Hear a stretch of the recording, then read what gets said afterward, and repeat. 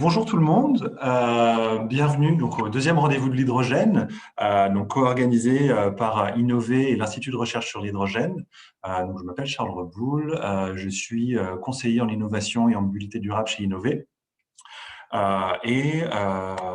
va pouvoir démarrer cette deuxième session donc sur l'hydrogène et ses applications, ses utilisations dans le cadre de la mobilité. L'intervention d'aujourd'hui, donc je vais vous donner deux, trois petites informations pour le démarrage. Euh, la manière dont ça va se passer, en fait, on a deux présentations de 20 minutes chacune, donc 40 minutes de présentation en total. Ensuite de ça, vous aurez la possibilité donc, de poser vos questions. Je vous invite à poser vos questions dès maintenant.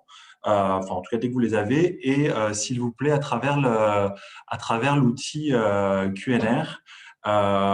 Et pas dans le chat, s'il vous plaît. C'est beaucoup plus pratique pour nous, pour récupérer vos questions auxquelles vous pourrez accéder par la suite. Un petit peu avant la fin de cette session-là, vous aurez aussi, on vous donnera par le chat accès à un formulaire à travers lequel vous pourrez nous donner votre retour. C'est vraiment 1 à 2 minutes de réponse. Ce qui va nous aider par la suite en fait à faire évoluer ce format-là et puis à traiter soit à travers ce format ou alors d'autres occasions des thématiques et des angles qui vous intéressent. Enfin, vous voyez, il y a un moment une foire aux questions. Vous voyez mon courriel s'afficher, creboul@innov-ee.ca. Pendant une semaine, en fait, je vous propose de m'adresser vos questions complémentaires, s'il y en a qui vous viennent par la suite. On en a eu la dernière fois. Donc, n'hésitez pas à me les partager. Et puis, comme ça, on pourra transférer toutes ces questions-là donc à nos intervenants et pouvoir y répondre. Tout ça, vous le retrouverez ensuite accessible en ligne sur le site internet d'Innové. Dans la rubrique communauté d'intérêt, je vous transférerai les informations à la suite de cette session.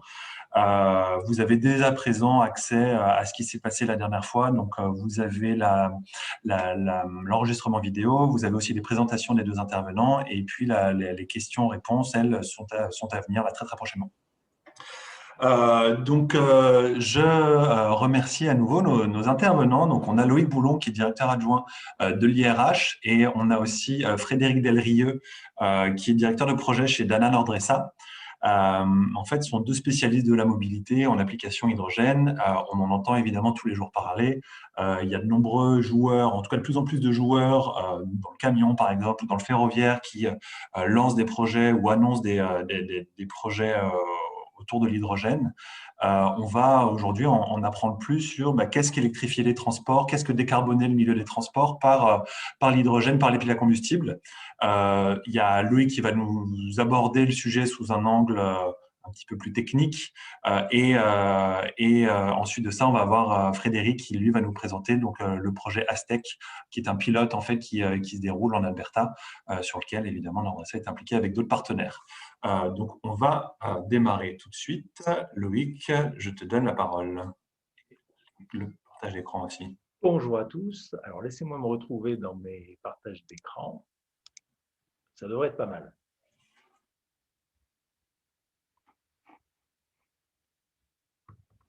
Est-ce que vous voyez mon… Très bien. Super. Donc, bonjour à tous.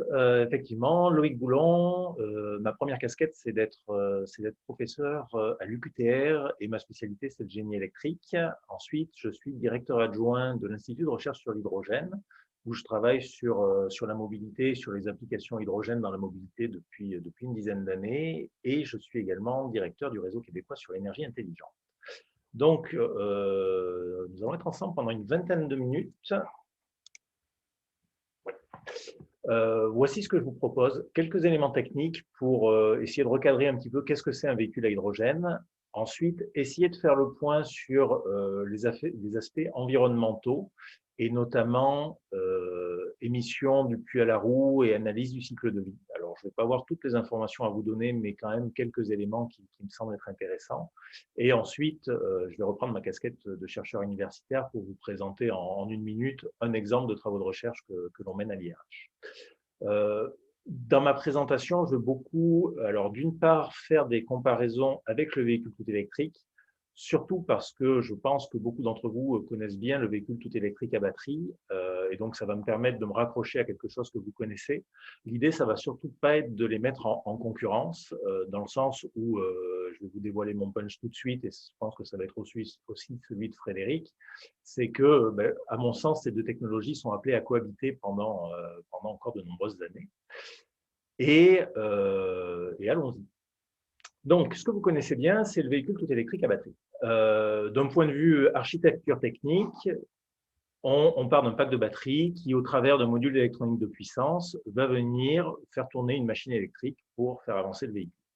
Derrière cette architecture, on retrouve une chaîne de conversion mécanique qui peut être… il y a plusieurs options possibles, mais d'une manière générale, ça ressemble quand même beaucoup à ce que vous avez sur un véhicule conventionnel aujourd'hui. Un point technique qui est important, c'est de comprendre que dans un véhicule à batterie, le flux de puissance est réversible, c'est-à-dire que vous pouvez passer de l'énergie de vos batteries vers vos roues pour faire accélérer votre véhicule, et à contrario, vous pouvez rebalancer de l'énergie des roues vers les batteries quand vous êtes en train de freiner, par exemple, ce qui va être un point très important en termes d'efficacité énergétique pour le véhicule. Aujourd'hui, on a 3 grands points forts pour le véhicule tout électrique. Le rendement, tout d'abord. En termes de rendement énergétique, tous les éléments que vous avez ici sous les yeux vont être à quelque chose comme 80 ou 90% de rendement. Donc, c'est très bon, voire excellent. Pas d'émissions locales. Votre véhicule en tant que tel ne produit pas de gaz à effet de serre. Et cette possibilité de récupération d'énergie au freinage avec notre flux de puissance réversible. Deux difficultés. Jusqu'à il n'y a pas si longtemps que ça, ces deux boîtes étaient en rouge sur mes diaporamas, mais maintenant, elles sont en orange. Et puis peut-être qu'un jour, elles vont devenir vertes. Une autonomie de quelques centaines de kilomètres et un temps de recharge de quelques dizaines de minutes à quelques heures. Et finalement, du point de vue de l'utilisateur, ça reste deux difficultés pour le véhicule tout électrique. Néanmoins, dans beaucoup d'applications, on s'en accommode très bien et ce n'est pas un souci particulier.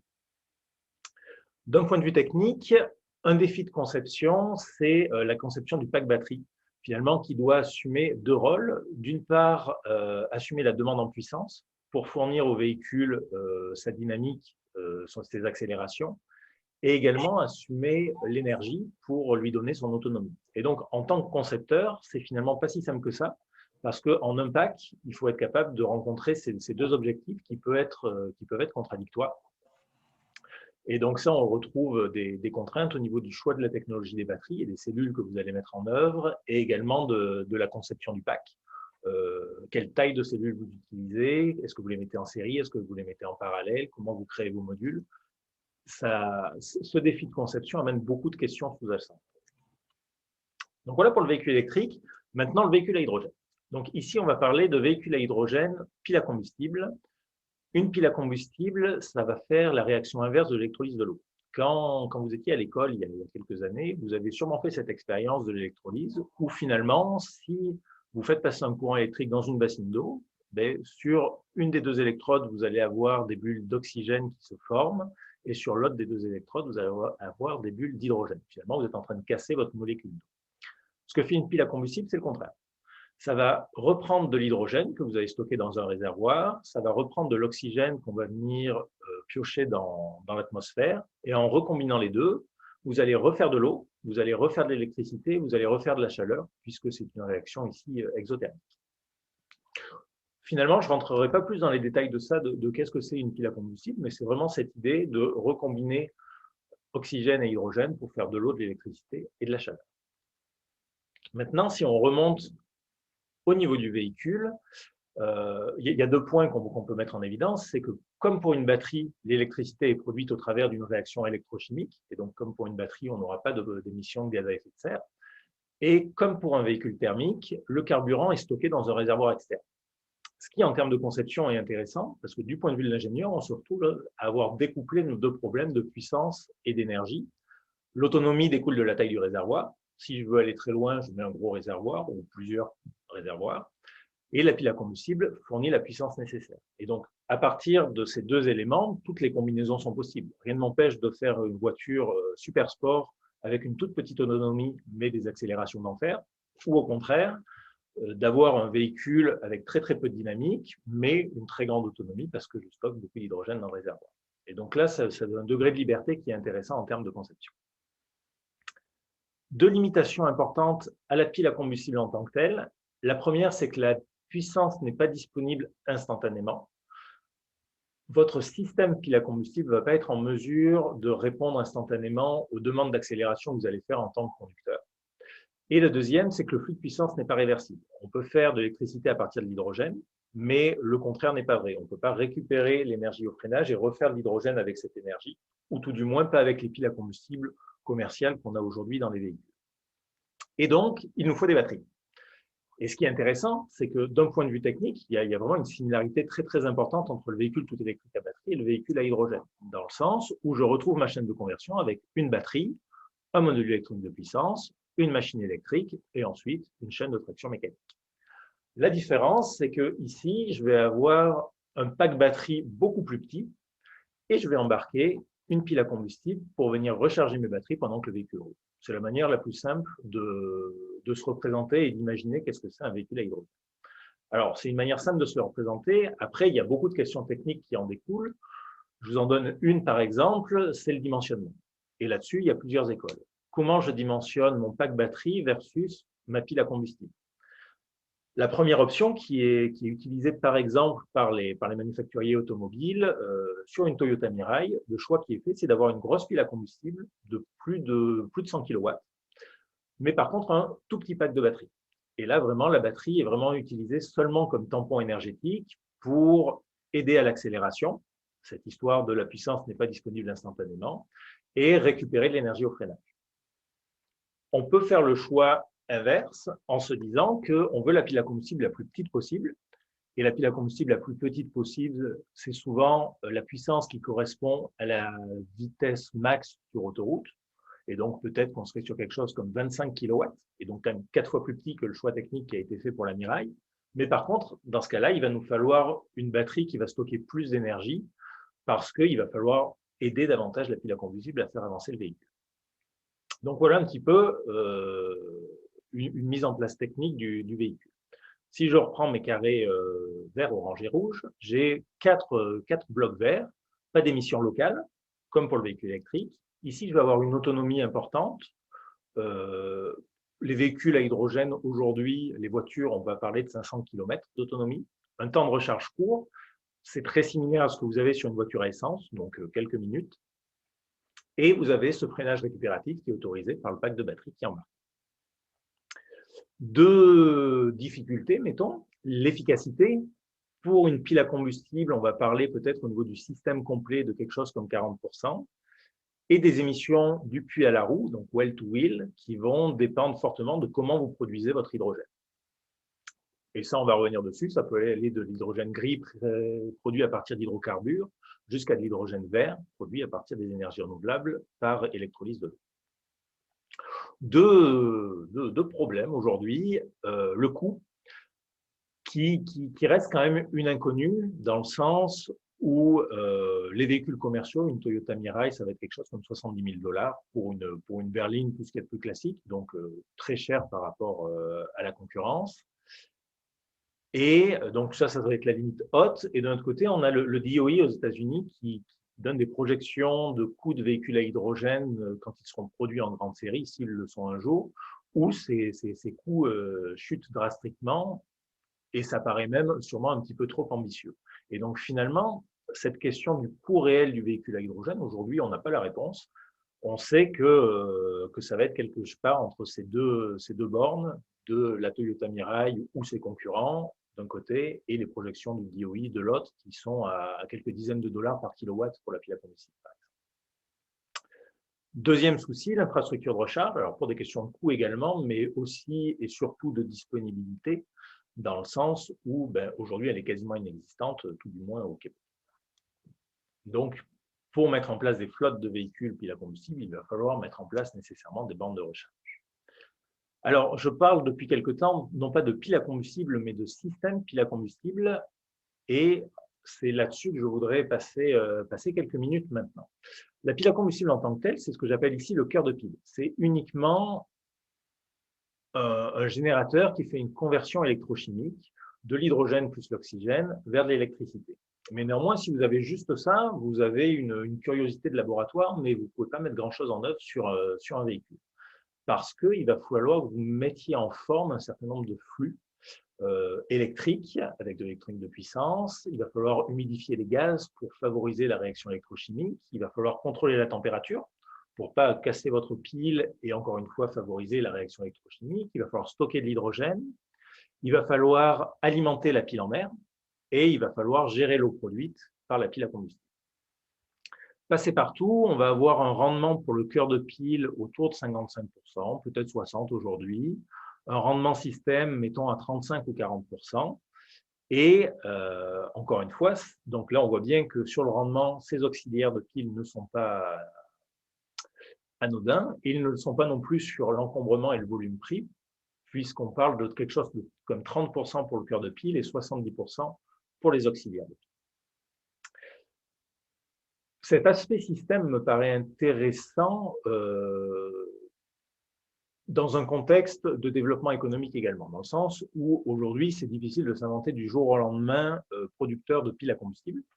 Par contre, le fait qu'une pile à combustible soit un système pile à combustible, ça implique un écosystème de sous-traitants pour produire les différents morceaux. Et je vais prendre deux exemples. Le premier, ça va être l'alimentation en air. Un petit peu plus tôt, je vous ai dit qu'une pile à combustible n'était pas en mesure de répondre aux appels de puissance d'un véhicule. Ce n'est pas complètement vrai. Le cœur de pile en tant que tel est tout à fait capable de le faire. Son temps de réaction va être de l'ordre de la milliseconde et donc c'est tout à fait compatible avec les exigences d'un véhicule terrestre, par exemple. Par contre, pour avoir cette réaction électrochimique, il faut amener de l'air au niveau des sites réactionnels et surtout l'oxygène de l'air, et pour ça, on utilise un compresseur. Et c'est la dynamique de ce compresseur qui va venir limiter la dynamique de la pile à combustible et qui va quelque part nous obliger à avoir des batteries par la suite. Et donc, par exemple, une entreprise québécoise qui n'a rien à faire dans les piles à combustible aujourd'hui, mais qui fait des têtes de compression performantes ou des machines électriques avec des temps de réponse très très courts pour entraîner une tête de compression, vont être tout à fait pertinentes dans cet écosystème de la pile à combustible. Mon autre exemple, ça va être l'électronique de puissance, où ici on est sur des convertisseurs un petit peu particuliers dans le sens où on va vouloir fonctionner à fort courant basse tension, ce qui est exactement le contraire de ce qu'on fait d'habitude en électronique de puissance. Et donc, on va avoir des convertisseurs qui vont être assez spécifiques et où il y a encore de la place au développement et à prendre de la propriété intellectuelle, par exemple. Et en discutant avec certains industriels du domaine des piles à combustible, finalement, on s'aperçoit qu'aujourd'hui, le maillon faible de tout ce système, c'est l'électronique de puissance en termes de fiabilité, par exemple. Ce qui, d'un point de vue de l'ingénieur électrique, est surprenant, parce que d'habitude, c'est à peu près la seule chose sur laquelle on ne se pose pas trop de questions de fiabilité, c'est bien l'électronique de puissance. Mais ici, le fait de travailler à fort courant, basse tension, ça amène des contraintes qui sont nouvelles. Donc voilà un petit peu pour ces aspects techniques. Et on passerait à la deuxième partie de la présentation sur les aspects environnementaux. Alors, où on sort un petit peu de mon domaine de spécialité, mais je vais quand même essayer de cadrer un certain nombre de choses. Donc, aspects environnementaux, on va parler de deux choses. On va parler d'émissions du puits à la roue. Et donc, comment on prend en compte la production d'électricité pour le véhicule tout électrique à batterie et comment on prend en compte la production d'hydrogène. Et on va aussi parler d'analyse de cycle de vie du véhicule au complet. Alors, au Québec, sur l'utilisation d'un véhicule électrique, il n'y a pas trop de questions à se poser dans le sens où on est quasiment avec 100% d'hydroélectricité. Et donc, même si ça reste assez grossier, on peut considérer qu'on va sauver quelque chose comme 100% des émissions de gaz à effet de serre liées à un véhicule thermique, en mettant en œuvre un véhicule tout électrique à batterie au Québec. Ce que je veux juste vous montrer ici, c'est que ça, et il faut, à mon avis, pas le perdre de vue, c'est que c'est très spécifique au Québec. Ailleurs, ce n'est pas quelque chose qui est vrai. La carte des États-Unis en dessous est produite par le DOE et ça montre, alors d'une part, que le mix énergétique aux États-Unis est très dépendant des États. On peut aller du quasiment toute énergie renouvelable, comme au Québec, au quasiment tout charbon. Et ce qui fait qu'on a des résultats qui vont être sensiblement différents. Pour un véhicule tout électrique à batterie aux États-Unis, on va parler d'émissions de quelque chose comme 4800 livres de CO2 par an. Et ça, on peut le comparer à un véhicule à essence où on va être à 11 500 livres de CO2 par an. Et donc, en mettant en œuvre un véhicule tout électrique à batterie aux États-Unis, on va sauver quelque chose comme 60% des émissions de gaz à effet de serre liées à un véhicule thermique. ce qui est encore important et intéressant, mais c'est plus les 100% du Québec tout de même. Si maintenant on regarde la production d'hydrogène, alors les chiffres sont quand même un petit peu moins clairs, mais je pense que les ordres de grandeur que je vous donne ici sont pertinents. On a nos trois couleurs de l'hydrogène: gris quand on fait du vaporéformage à partir d'hydrocarbures, bleu quand on fait la même chose mais en récupérant le CO2, et vert quand on produit notre hydrogène par électrolyse de l'eau et a fortiori à partir d'électricité produite par des énergies renouvelables. Et donc, pour l'hydrogène gris, on va parler de quelque chose comme 9 kg de CO2 par kilo d'hydrogène produit. Pour de l'hydrogène bleu, les définitions varient, mais on va considérer qu'on capte de 50 à 90% de ce CO2 produit. Et pour de l'hydrogène vert produit à partir d'électrolyse de l'eau, ça va être dépendant du mode de production électrique, mais si on fait à partir d'énergie renouvelable, on peut avoir une chaîne complètement décarbonée, comme pour l'électricité. Et maintenant, on se remet ces chiffres dans un contexte véhiculaire. Alors là, je le fais à partir d'une voiture, mais on pourrait le faire à partir de n'importe quel véhicule qui nous intéresse. À gauche, j'ai une Toyota Corolla. J'ai choisi celle-là parce qu'elle me paraît à peu près comparable avec la Toyota Mirai. Donc, une Toyota Corolla, Enercan nous donne des chiffres comme quelque chose comme 170 grammes de CO2 par kilomètre et donc 17 kg de CO2 au 100 km. Ma Toyota Mirai, ma règle du pouce, qui est plutôt vraie, c'est quelque chose comme 500 km d'autonomie avec 5 kg d'hydrogène. Et donc, j'arriverai à quelque chose comme 9 kg de CO2 au 100 km avec de l'hydrogène gris. Et donc là, on voit quand même que même avec de l'hydrogène gris, qui est le moins pertinent d'un point de vue environnemental, on a quand même un vrai intérêt aux véhicules à hydrogène par rapport aux véhicules à essence. Et donc après, j'ai les trois conclusions ci-dessous. Je viens de vous donner la première. La seconde, au Québec, le véhicule tout électrique est moins émetteur du puits à la roue. Et ça, c'est quelque chose sur lequel on ne reviendra pas, qui doit être évident et duquel vous devez être convaincu aujourd'hui. C'est que le véhicule tout électrique à batterie va rester le moins émetteur, surtout dans un contexte québécois. Et ensuite, si on prend les chiffres que je vous ai donnés dans les 2-3 derniers slides et qu'on fait une règle de 3, on va se retrouver avec de l'hydrogène gris qui émet quelque chose comme 20% de plus qu'un véhicule tout électrique dans un contexte États-Unis. Et donc là, alors déjà, c'est des chiffres assez grossiers, donc ce 20%, c'est un ordre de grandeur, mais on voit que ça devient beaucoup moins net qu'au Québec pour faire ces choix-là. D'autant plus que par-dessus ces considérations techniques et environnementales, il va y avoir des considérations stratégiques, géopolitiques, économiques qui vont pouvoir faire pencher la balance d'un côté ou de l'autre, ou certainement ne pas faire pencher la balance et aller avec plusieurs technologies de manière simultanée. Un tout petit point également sur l'analyse du cycle de vie. Là, je repars d'une étude du CIREG qui a été faite il y a quelques années maintenant, mais pas tant que ça. Finalement, l'idée, c'est de se dire qu'un véhicule conventionnel va polluer pendant son utilisation, parce qu'on brûle des hydrocarbures et donc on a des émissions de gaz à effet de serre, là où un véhicule électrique va plutôt polluer pendant sa production, parce que, notamment, il faut fabriquer ce fameux pack batterie qui demande des minerais, et etc. Et donc, si je regarde ici juste un élément qui est les émissions de gaz à effet de serre, on se rend compte que au début de sa vie, le véhicule électrique a finalement plus pollué que le véhicule thermique. Mais par contre, le véhicule thermique, lui, va polluer pendant son utilisation, ce qui n'est pas le cas au Québec pour un véhicule tout électrique. Et donc, on se retrouve avec un point de bascule autour de 40-45 000 km entre les deux technologies. Ce qui veut dire concrètement que si vous écrasez votre Nissan Leaf contre un arbre au bout de 20 000 km, d'un point de vue environnemental, vous avez perdu. Néanmoins, fort heureusement, il y a beaucoup de véhicules qui passent le cap des 45 000 km. Et donc, tant d'un point de vue des émissions du puits à la roue que du cycle de vie, le véhicule électrique à batterie au Québec est extrêmement pertinent. Maintenant, pour l'hydrogène, la question est moins claire dans le sens où il y a eu moins d'études nettes, et j'espère que c'est des choses qui vont arriver rapidement. Mais néanmoins, on sait que la capacité de la batterie est bien moindre, et que c'est l'élément qui est le plus problématique sur le véhicule tout électrique. Et également, le cycle de vie de la pile à combustible en tant que tel ne semble pas particulièrement problématique dans le sens où c'est essentiellement des matériaux courants. Donc, a priori, si on compare le véhicule à hydrogène par rapport au véhicule tout électrique au niveau de l'analyse de cycle de vie et non pas de la consommation de carburant. Il y a de bonnes chances que le véhicule à hydrogène soit intéressant de ce point de vue-là, mais néanmoins, c'est des résultats qui vont demander à être consolidés.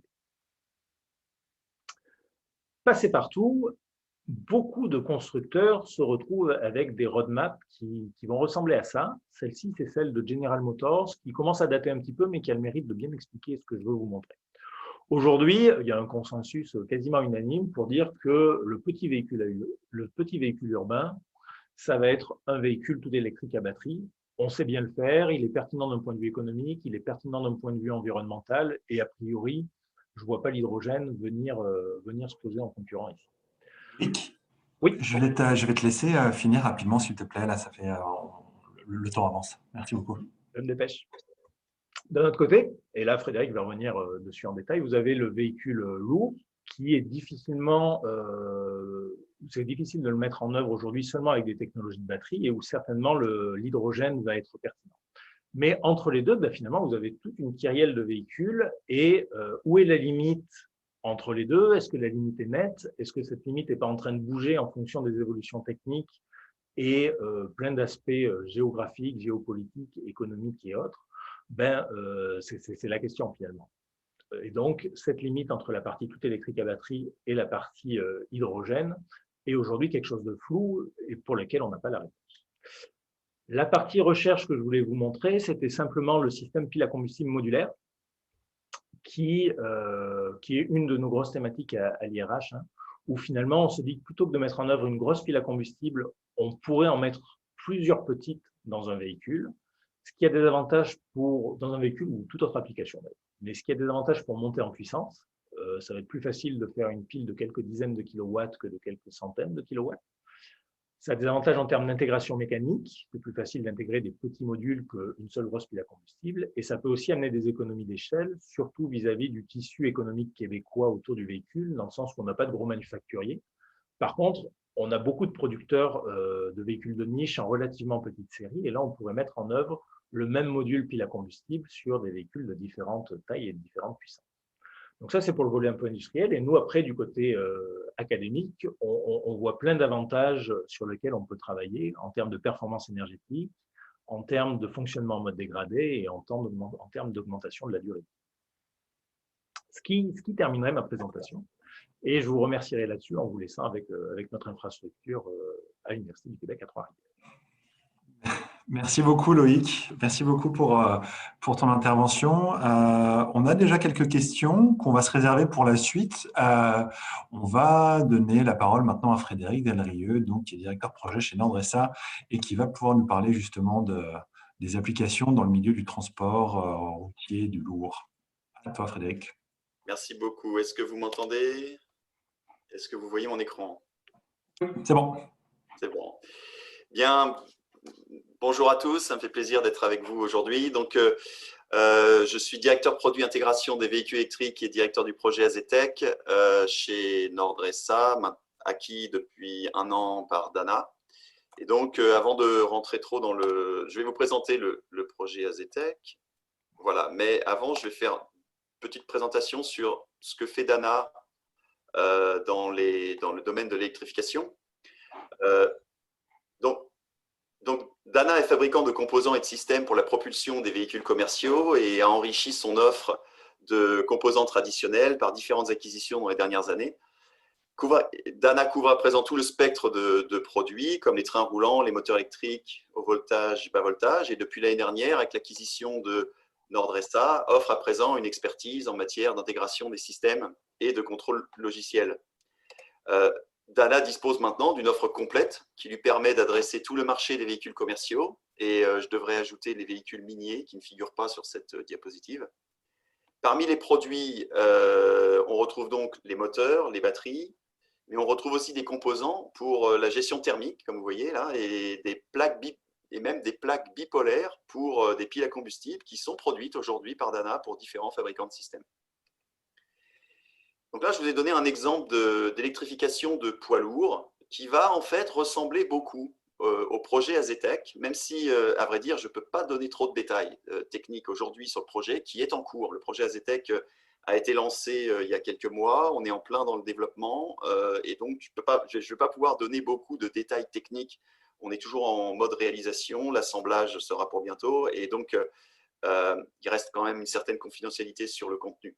Mais ce schéma ici montre bien quand même ce dont on parle, parce qu'on est sur l'électrification d'un poids lourd sur lequel on va retrouver évidemment le moteur et son inverteur, les packs de batterie, les différents accessoires électrifiés qui sont regroupés dans ce qu'on appelle à l'avant le cradle et qui vient en lieu et place du moteur diesel traditionnel dans le compartiment moteur. Parmi tous les composants électrifiés, ce qui est important de voir, c'est qu'on retrouve un réchauffeur liquide pour le chauffage cabine. On va retrouver aussi un compresseur de clim électrique, une pompe électrique pour la direction assistée, un compresseur à air pour les freins et la suspension.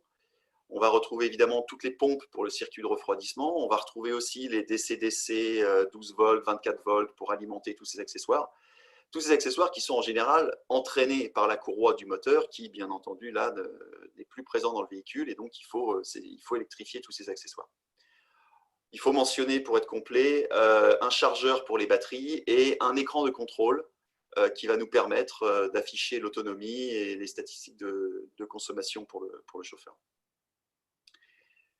Donc, le projet AZETEC, c'est un projet qui est… donc, AZETEC, ça veut dire en fait Alberta Zero Emission Truck Electrification Collaboration.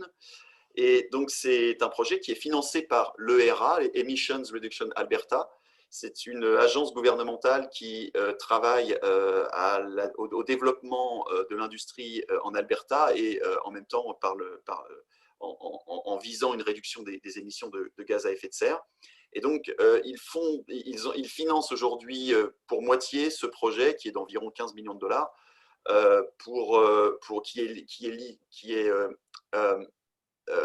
qui est dirigé par l'AMTA, l'Alberta Motor Transport Association, et l'AMTA qui a regroupé en fait tout un groupe de partenaires. Pour l'infrastructure de recharge, on a H-Tech. Pour le véhicule, on a Freightliner qui fournit les véhicules de base, Ballard qui va fournir toute la partie hydrogène, et Dana et Nordressa pour la partie électrique. Évidemment, il y a un volet académique avec l'université de Calgary, et j'ai oublié de mentionner les transporteurs Trimac et Bison Transport qui vont opérer les camions pendant 18 mois. Donc vous voyez un projet à très fort contenu canadien, du Québec à la Colombie-Britannique avec Ballard, et en passant bien entendu par l'Alberta. Les raisons du développement de ce projet, c'est de stimuler l'économie de l'hydrogène en Alberta, qui est vue en fait comme une opportunité de croissance basée sur les ressources en gaz naturel dont la province dispose, avec dans un premier temps une production d'hydrogène gris, donc avec émission de CO2, puis dans un second temps avec séquestration du CO2 et production d'hydrogène bleu. Donc le choix du transport routier à forte capacité, c'est vraiment fait pour illustrer les applications possibles de cette industrie de l'hydrogène de production locale. Et donc ce projet s'inscrit dans la perspective de développer toute cette industrie de l'hydrogène en Alberta, mais aussi de produire les véhicules qui pourront utiliser cet hydrogène. Alors, l'objectif, pour entrer un petit peu plus dans le détail, c'est de concevoir et de tester pendant 18 mois un camion à production à hydrogène, en fait 2 camions, je devrais dire, chacun des 2 étant opéré par Trimac et Bison. Donc ces 2 camions vont opérer sur une route entre Edmonton et Calgary, donc aller-retour 700 km. Donc on est sur des camions double remorque, 63,5 tonnes, ce qu'on appelle des B-Train ou des A-Train, donc avec différentes configurations de remorques. Et bien entendu, sans émissions locales de gaz à effet de serre. Et donc, avec une infrastructure qui sera logée quelque part du côté d'Edmonton, où se fait la production d'hydrogène. Cet hydrogène sera produit à partir de gaz naturel, à partir de steam methane reformed. Et donc, on est vraiment sur un projet très fortement albertain et canadien, les transporteurs étant albertains. On est en plein milieu aujourd'hui de la phase de développement. on est en train de finaliser ça, hein, comme vous voyez sur la diapo. Et on vise des tests qui démarreront à partir de l'été prochain et qui dureront jusqu'à la fin de 2022. Alors, pour expliquer l'intérêt d'une telle application, je voulais prendre un peu de recul et vous donner l'aperçu du marché des véhicules commerciaux électriques, avec quelques données sur des véhicules existants que j'ai rassemblés ici, sachant que j'ai estimé moi-même les masses de batterie, puisque les données ne sont pas toujours disponibles. Qu'est-ce qu'on voit? On retrouve les applications de livraison urbaine, de transport scolaire, de transport de marchandises au niveau régional. Et il faudrait citer en plus, ce qui n'est pas mentionné sur le slide, c'est les applications de transit avec des autobus électriques sur lesquels on va retrouver les mêmes niveaux de capacité de batterie et d'autonomie. Donc ce qu'on remarque, c'est que ces applications sont possibles parce que les masses de batterie embarquées restent raisonnables au regard de la capacité de chargement. Pour atteindre les niveaux d'autonomie qui sont ceux ciblés par ces différentes applications, on reste sur des quantité de batterie acceptable. On va retrouver la même chose dans les autobus d'ailleurs. Hein. Un autobus électrique, on trouve jusqu'à 600 kWh, mais il faut garder en tête qu'à 600 kWh de batterie, ça devient difficile de loger 80 personnes à bord, et donc il y aura des compromis qui seront nécessaires. Donc toutes ces applications, aujourd'hui, restent faisables dès lors que les distances restent raisonnables, et qu'on rayonne autour d'une infrastructure de recharge qui permet de recharger les batteries la nuit. On commence à voir beaucoup de flottes privées, de camions privés ou de transports en commun qui expérimentent toutes ces solutions. Et vous pouvez voir en ce moment de nombreuses communications sur de nouveaux modèles qui apparaissent sur le marché. Dans le cas du transport routier longue distance, les choses sont un peu plus difficiles parce que pour atteindre des autonomies de 500 à 800 km, on parle de 5 à 7 tonnes de batterie. Et donc là, on est au quart ou au tiers de la capacité de chargement. Donc ça aura un impact fort sur les opérations d'un transporteur. La problématique de la recharge est également présente puisqu'on voudra soit de la recharge rapide. Chez Tesla, on parle de 1 à 2 mégawatts, mais ce qui sera difficile à trouver au milieu de nulle part sur les autoroutes. Et ce qui veut dire, ou alors, si on a une charge moins rapide, à 150 kW, ce qui reste quand même assez important, on retrouvera bien sûr des temps de chargement longs. Donc c'est sur ces applications que l'hydrogène trouve tout son sens, avec des réservoirs d'hydrogène qui permettent d'atteindre des densités d'énergie qui sont bien meilleures à ce qu'on observe sur les batteries lithium-ion, et des temps de remplissage inférieurs à la demi-heure, qui reste très acceptable. Dans le cas d'une application comme celle d'Azetec, qui est mentionnée sur la diapo, un double remorque 64 tonnes avec une autonomie au-delà de 700 km, l'équivalent batterie, ça approcherait une dizaine de tonnes. Donc on voit encore une fois une quantité de batterie colossale et qui justifie de passer à l'hydrogène, où en fait, une centaine de kilogrammes d'hydrogène peut permettre d'effectuer cette opération. Alors, une remarque, bien entendu, quand on parle de 100 kg d'hydrogène, ce n'est pas 100 kg de réservoir, on est bien d'accord. Il y a un ratio entre les deux qui est en général entre 15 et 20. Donc, on est environ, je vous laisse faire le calcul, mais on est inférieur à 2 tonnes. Donc, c'est quand même bien plus intéressant. Alors, pour compléter ce sujet, je voulais faire un petit zoom aussi sur les besoins des opérateurs sur le camionnage longue distance. J'ai déjà cité l'autonomie, la capacité de chargement et la disponibilité horaire en opération.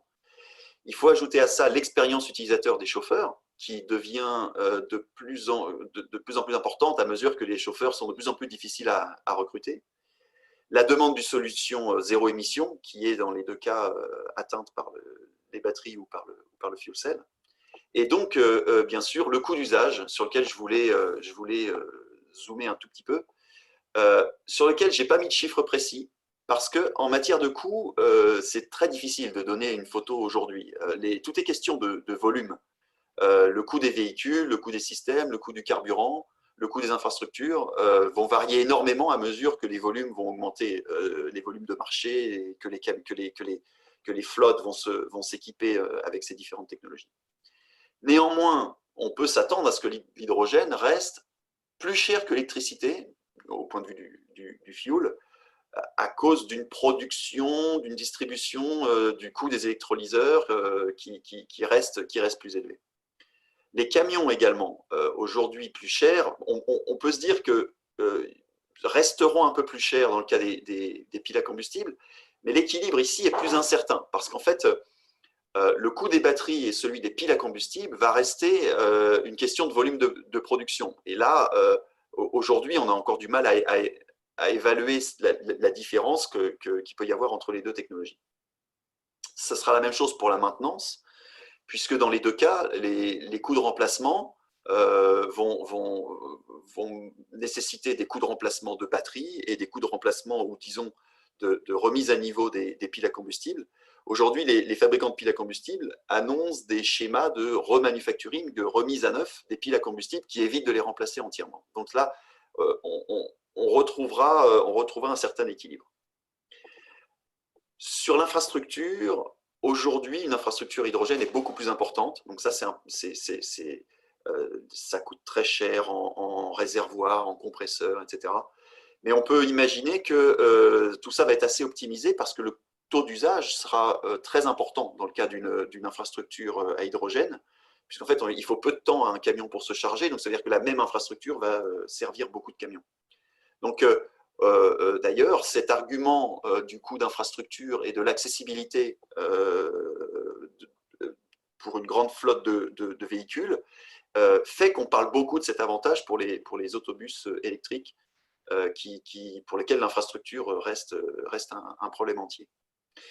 Donc finalement, ce qu'on voit, c'est une solution hydrogène qui va rester probablement un peu plus coûteuse, mais pour faire un vrai comparatif, il faut chiffrer les avantages de cette solution en matière de capacité de chargement et de temps de remplissage. Donc, ça sera la suite des projets. Aujourd'hui, ce type de projet, comme AZETEC, est fait pour justement avoir une meilleure idée de ces coûts une fois le test passé. Pour finir, je voulais vous partager cette diapositive qui nous vient de IDTechEx et qui positionne AZETEC sur la carte des camions électriques. Donc ça, c'était une surprise quand on a vu ça. Et vous voyez qu'en fait, AZETEC est pionnier dans le domaine des forts GVW, des fortes capacités de chargement et des fortes masses de véhicules. Donc, ce qui constitue une première mondiale et pour un projet pan-canadien dont je pense nous pouvons tous être fiers. Voilà, donc coming soon, AZETEC, et vous pouvez vous référer au site internet azetec.ca pour plus d'informations. Merci. Merci beaucoup, Frédéric. Dans les temps, bravo. On a eu pas mal de questions. Pendant vos différentes interventions. On va les aborder dans le désordre. D'avance, je m'excuse auprès des participants, on ne pourra peut-être pas toutes les traiter, mais elles seront toutes enregistrées, donc vous aurez accès aux réponses là, dans les jours, aux semaines à venir, là d'ici une semaine ou deux maximum. Vous aurez toutes les questions avec les réponses que Frédéric et Loïc traiteront. On va démarrer par la première. En fait, on a dans la salle, on a un certain nombre d'acteurs autres que du transport, mais qui font du minier, qui font de la manutention portuaire, etc. Quel transfert technologique on peut voir entre ce qui existe aujourd'hui et des applications dans ces milieux-là? Par exemple, Frédéric, tu nous parles du projet AZETEC. Est-ce qu'un transfert technologique qui est facilement jouable pour aller appliquer ça à d'autres secteurs industriels, ou est-ce que ça prendrait vraiment de reprendre fondamentalement les technologies pour s'adresser à d'autres marchés? Et puis Loïc, évidemment, tu peux répondre. C'est une bonne question. Alors, les véhicules miniers sont probablement un bon exemple d'application. Je pense notamment à cause de la masse et des volumes de chargement, donc qui font que pour la même raison, l'hydrogène peut faire beaucoup de sens. Je serais un tout petit peu plus réservé sur le fait que probablement les véhicules miniers ont des cycles qui sont un peu différents. Sur un véhicule comme sur un semi-remorque longue distance, on a finalement un voyage sur autoroute à vitesse constante. Donc, on est vraiment dans une opération où il y a très peu de variations de puissance. Alors, sauf lorsque le véhicule démarre et lorsqu'il arrive en ville à la fin de son chargement, à la fin de son trajet. Mais sur un véhicule minier, peut-être que on est plus sur beaucoup plus d'arrêts-départ. Et donc, ce qui va d'ailleurs ressembler beaucoup plus à un autobus, et qui fait que peut-être on va vouloir utiliser plus de freinage régénératif, donc probablement un équilibre un peu différent entre la batterie et la pile à combustible. Néanmoins, bien entendu, toutes ces technologies restent utilisables et on va retrouver les mêmes problématiques. Et tout ce qu'on est en train d'expérimenter en termes d'intégration des systèmes, de mise en œuvre de tous les accessoires qu'il faut. Alors, je ne peux pas parler trop en détail, mais on a un système de refroidissement sur ce véhicule qui est très important. Donc, on travaille particulièrement ces problématiques-là. Tout ce qu'on est en train d'apprendre, tout ce qu'on est en train de travailler va forcément retrouver des applications dans le domaine des véhicules miniers. Merci Frédéric. Un commentaire, Loïc, de ton côté? Moi, j'ai l'impression que pour passer d'une application à une autre, à partir du moment où on est sur les mêmes ordres de grandeur en termes de puissance, ça va se faire. On va faire la preuve de concept assez facilement en passant d'une application à une autre. Si on se retrouve à devoir multiplier la puissance par 10, 20, 30, c'est une autre paire de manches. Mais tant qu'on parle à peu près des mêmes puissances, je pense que la preuve de concept va se faire assez facilement. Par contre, si on veut un fonctionnement et une conception optimisée et léchée, j'ai envie de dire, là, c'est une autre paire de manches et effectivement, il faut repartir un petit peu peut-être pas de la feuille blanche, mais se reposer des questions fondamentales, je pense. Donc, mais ce qui est intéressant, c'est que ça peut aussi se faire en 2 temps. C'est que le premier projet pilote, la première démonstration peut se faire assez facilement et assez rapidement, je pense. Et une fois qu'on a des idées un peu plus claires grâce à ce premier pilote, on peut passer à une deuxième version. Ok, donc on aura un impact sur tout ce qui est autonomie, etc. Mais en soi, c'est tout à fait faisable et c'est qu'une affaire d'équilibre entre les technologies et coller aux besoins.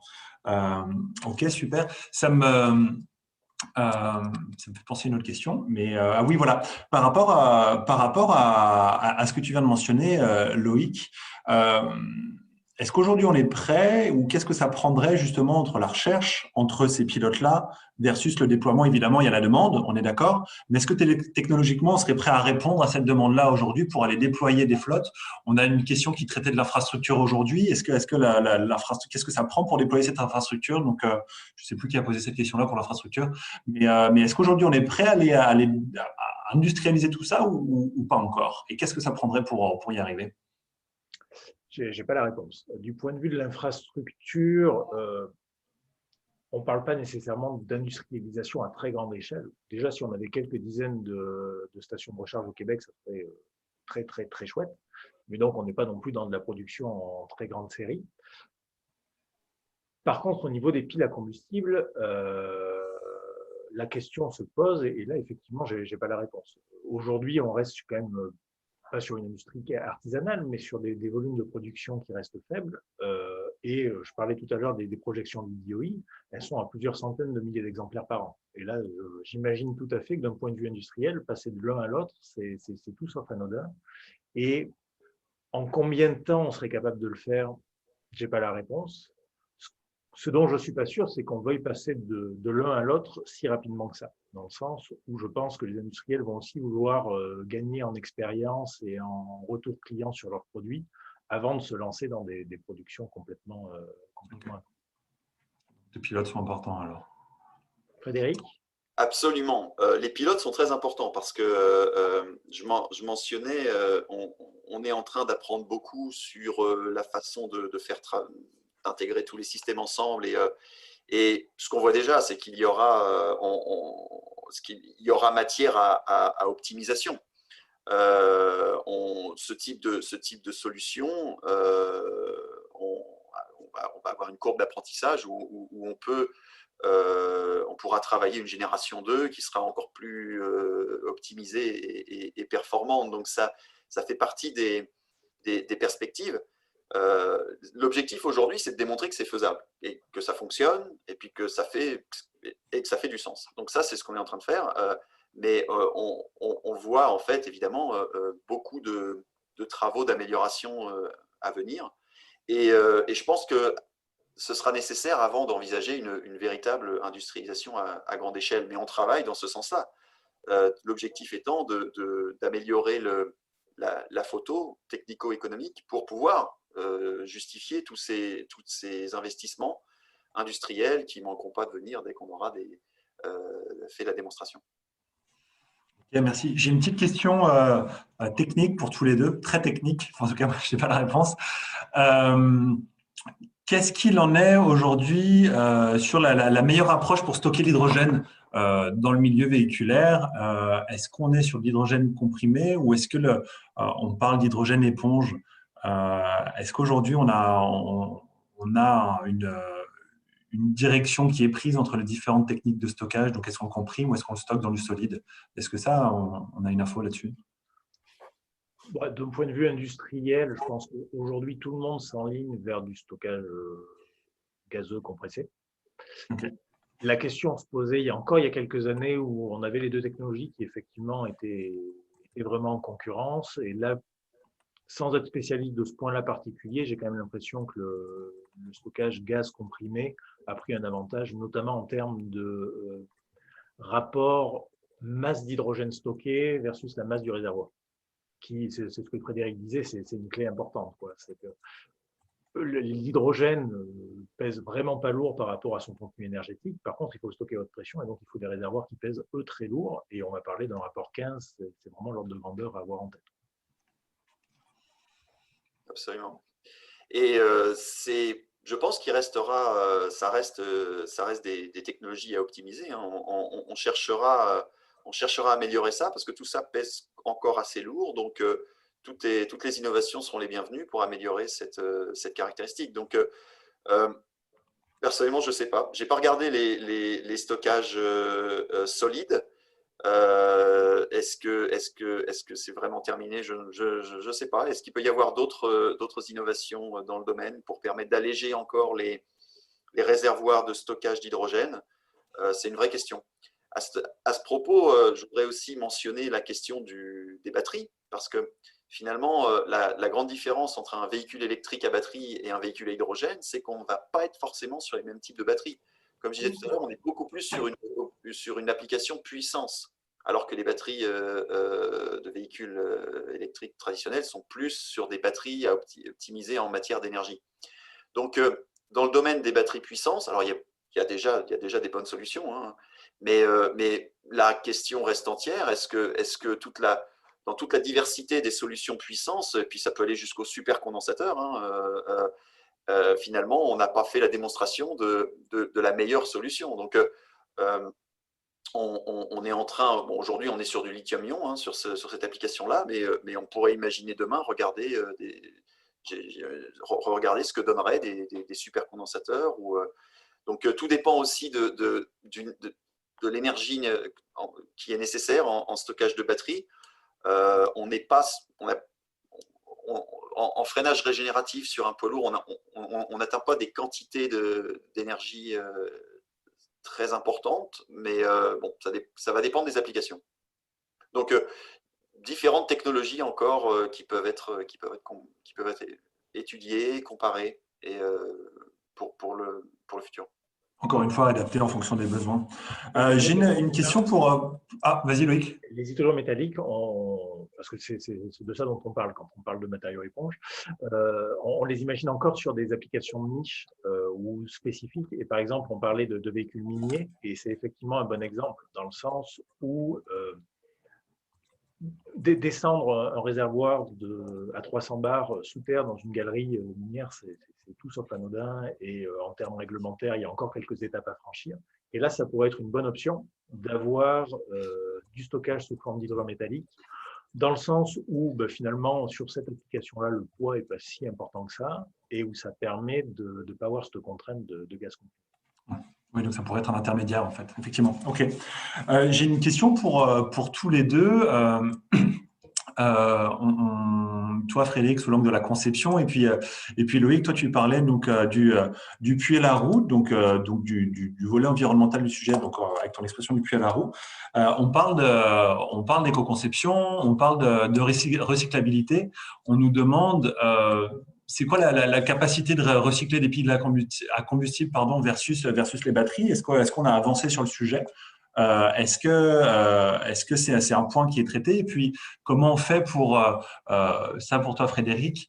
Est-ce qu'on envisage aujourd'hui déjà ces problématiques d'éco-conception? C'est-à-dire qu'OK, on est en pilote, aujourd'hui, on cherche à montrer que ça fonctionne, mais demain, quand on déploiera et quand il faudra aussi démanteler, est-ce qu'on est déjà en train d'intégrer ça, d'intégrer ces éléments-là, certains éléments d'éco-conception pour dire, je conçois en vue de démanteler un jour pour recycler, pour réutiliser, etc. Donc, est-ce que ça, c'est des notions dans vos différentes organisations qui sont abordées ou pas encore? Est-ce qu'aujourd'hui, on essaye surtout de faire marcher les choses? Alors, je vais répondre en deux temps. Sur l'entreprise Dana, oui, toutes ces applications, toutes ces questions de recyclabilité sont importantes. Je pense aux batteries en particulier, mais on voit se mettre en place une filière de recyclage batterie qui monte en puissance au fur et à mesure que les volumes du marché apparaissent. Donc là-dessus, on est plutôt optimiste. Hein. Ça se passe, c'est pris en charge et ça se passe plutôt bien.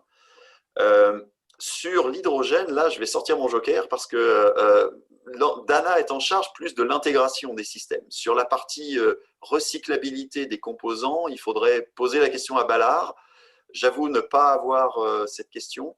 Il y a, encore une fois, le projet AZTEC, on est vraiment sur un projet de démonstration, pilote, de faisabilité et d'évaluation des performances sur ce type d'application routière. Il y a des choses qu'on va moins regarder parce que par exemple, on va moins regarder les problématiques de durabilité, justement. Ça va être un projet qui va durer 18 mois et donc, je ne sais pas si on aura le temps de vraiment voir le vieillissement des batteries ou des piles à combustible. Donc, on peut imaginer ça pour des phases 2, mais pour l'instant, c'est pas quelque chose qu'on regarde de près. Et a fortiori, la recyclabilité, on ne le regarde pas dans le cadre du projet, mais je suis certain que des entreprises comme Ballard doivent se poser ces questions-là. Oui. Super. Merci Frédéric.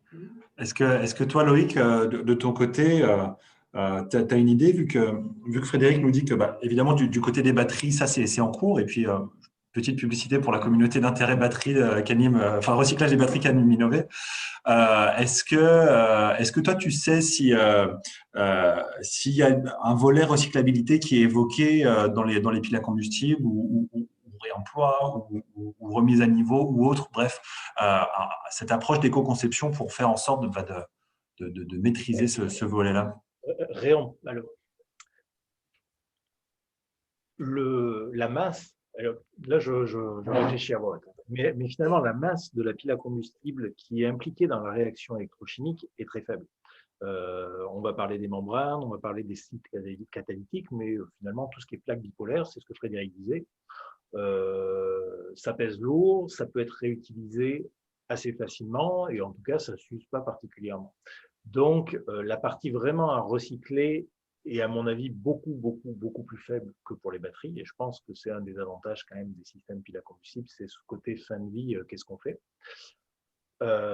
Et pour la partie plaque bipolaire par exemple, donc qui va être une part importante de la masse du cœur de pile, je ne pense pas que le recyclage soit problématique dans le sens où c'est des matériaux finalement tout ce qu'il y a de plus commun. Peut-être pas exactement, mais on n'est pas du tout dans les mêmes minerais que pour les batteries. Okay. Merci Loïc. Écoute, c'est clair. On a 1 minute. On n'aura pas pu tout répondre. On a une dernière question. À la limite, ça c'est. Vous pourrez quand même en parler de votre côté, le côté qui concerne le financement en fait, le financement de vitrines technologiques, supporter l'innovation à la fois dans la production d'hydrogène vert, mais j'étends ça aussi au lancement, au développement des technologies, au lancement de pilotes, etc. Comment est-ce que vous fonctionnez? Évidemment, il y a les programmes que porte Innover. Il y en a d'autres qui existent. Il y a le tech, qui a des programmes de financement, justement. Donc, chacun à son niveau. Donc, qu'on soit sur la commercialisation, l'innovation pure, qu'on soit sur la vitrine technologique. Par quoi vous passez? Comment est-ce que vous financez votre recherche? Est-ce que Loïc, toi, tu as des fonds en propre au RQEI et l'IRH? Ou est-ce que Frédéric, ce projet pilote est 100% financé par Dana? Ou est-ce que, à l'inverse, c'est le Québec et le Canada qui sont des soutiens massifs dans tout ça? Les fonds de recherche récurrents académiques sont quand même faibles au regard des besoins. Que ce soit, par exemple, tu citais le RQI, c'est des fonds qui sont importants, mais qui sont répartis entre de nombreux chercheurs. Et donc, finalement, c'est assez difficilement sur cette base qu'on fait de vrais développements technologiques.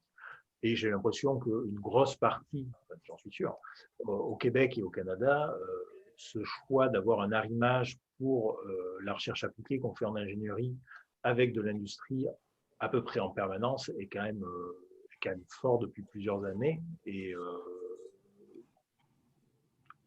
on va faire de la recherche et développement fondamental sur des fonds académiques. Par contre, dès qu'on va devenir plus appliqué, ça va impliquer des industriels et des fonds industriels d'une manière ou d'une autre. Recherche collaborative.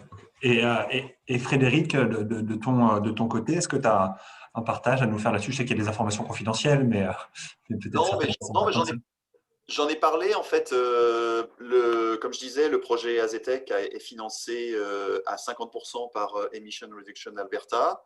Donc, c'est important. Moi, je pense que la question de soutenir ces initiatives par des projets pilotes avec du financement public, ça permet de développer et de démontrer ces performances.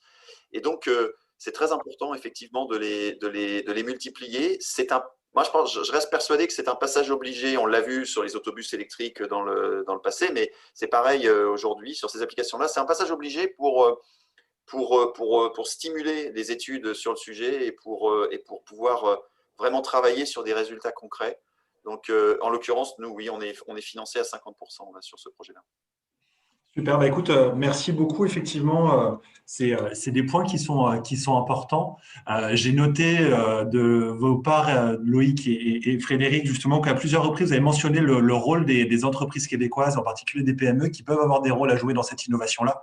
Donc, très clairement, ceux qui ont participé à cette information aujourd'hui, n'hésitez pas à prendre contact avec nous et puis pour qu'on puisse réfléchir à tout ça. Et puis effectivement, il y a des financements. Il y a Innover qui porte un certain nombre de programmes et qui accompagne et qui finance la recherche collaborative. Donc, encore une fois, prenez contact avec nous à ce sujet. Je vous remercie tous. Je vois qu'on a dépassé les 2 minutes. Je vous prie de m'excuser pour trop tard. Et puis, je vous souhaite une bonne fin de journée à tous. Merci encore à tous les deux. Au revoir. Merci Charles. Au revoir.